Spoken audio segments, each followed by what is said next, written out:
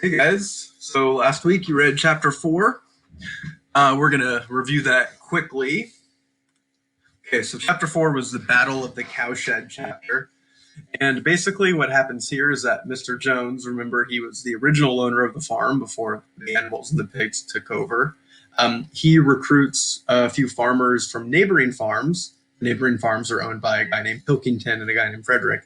And he recruits some workers from those farms to take back his own farm, take back Animal Farm. Um, Snowball, who is kind of supposed to be like the Trotsky character, if you remember, but he's like one of the two pigs that's kind of leading Animal Farm. He is very smart. He's been studying military strategy, and he leads the animals as they kind of defend the attacking humans. The animals win easily. One sheep dies, but they end up killing a human. Boxer kills a human. Boxer feels really bad. He says he didn't mean to kill the poor lad or whatever.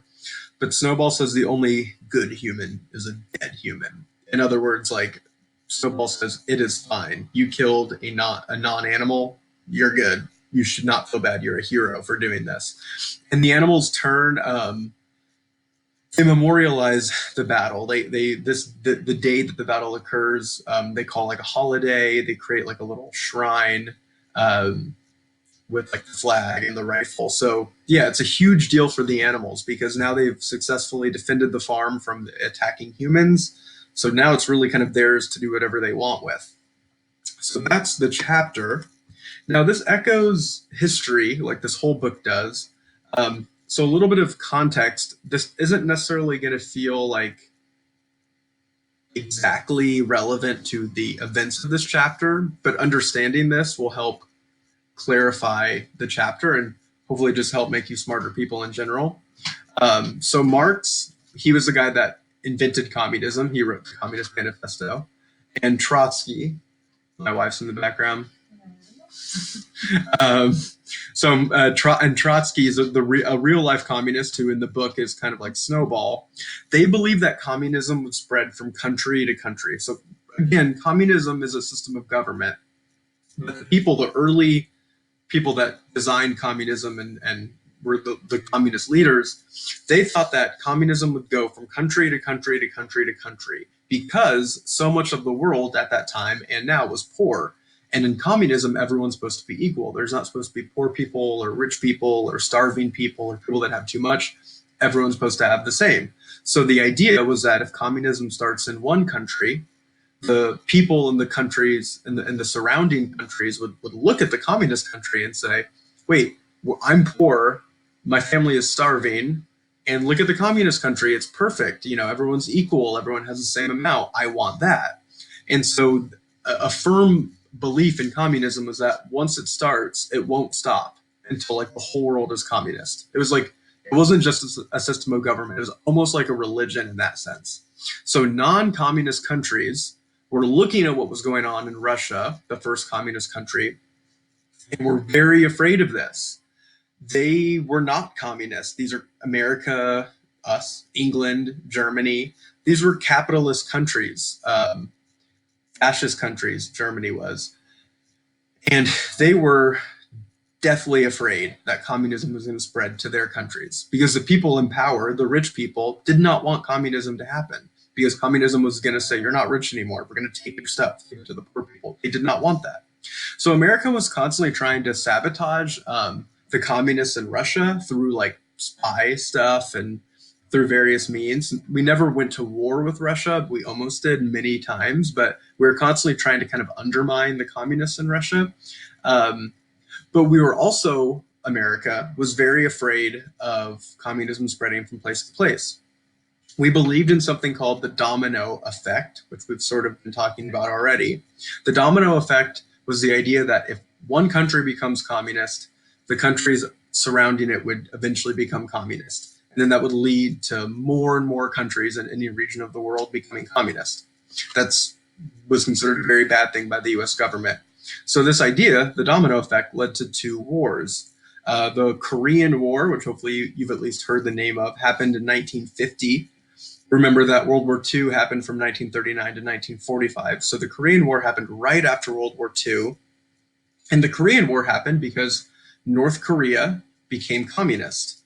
and America did not was not a fan of that.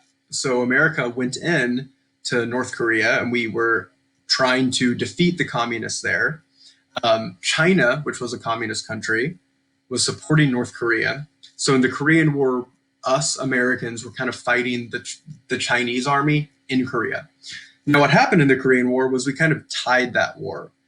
South Korea remained basically Korea split into two countries, South Korea and North Korea. South Korea remained non communist, capitalist democracy. North Korea stayed communist. And our goal was to kind of kick the communists out of North Korea. So we lost that war kind of.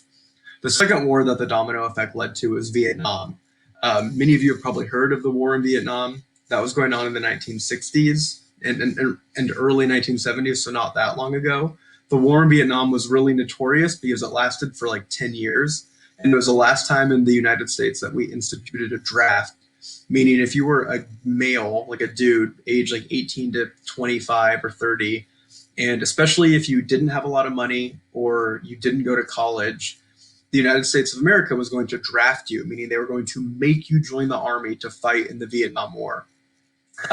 We lost the Vietnam War. We went into Vietnam because Vietnam became communist.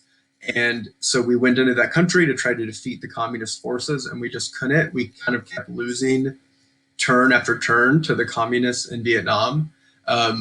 It was surprising, very surprising, because the United States had the wealthiest military. We had the best planes, the best guns, the best tanks, the best weapons, the best of everything. The Vietnamese opponents, the communists, were just poor Vietnamese people with AK-47s and no tanks, maybe some like rocket propelled grenades or RPGs. But it was like, the biggest country in the world fighting a few ragtag rebels in Vietnam, and the ragtag rebels won. We lost that war. We left Vietnam in 1976. They're still a communist country to this day. So that's the historical stuff. That's not directly tied into what's going on in Animal Farm, but it is really important to know. It's like, communism, Animal Farm, why does it even matter? Because communism and the American fear of communism led to the most important events of the 1900s, like 20th century. We're still feeling the effects of those events today. All right, so that's that.